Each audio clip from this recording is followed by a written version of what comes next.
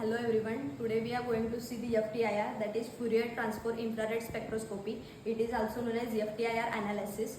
It is an analytical technique used to determine organic, polymeric or in some cases inorganic materials. FTIR uses infrared light which used to determine the chemical properties of the sample. Now let's see the instrumentation of the FTIR. This is an FTIR. It consists of the mirrors in lower part and upper part of the instrument. Here it is the cavity for placing the sample. Initially we place the sample in the cavity and we adjust the knob until it reaches to the sample. Switch on the power button and the FTIR gets started. As it gets started, infrared light gets generated which strikes on the mirror to the lower part of the FTIR. The lights get reflected from the mirror and passes through the sample which strikes on the mirrors in the upper part.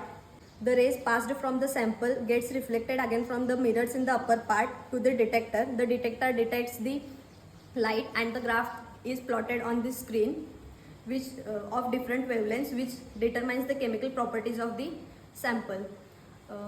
FTIR is used for pre-formulation studies to determine the chemical properties. It is also used to determine the contamination and purity of the sample.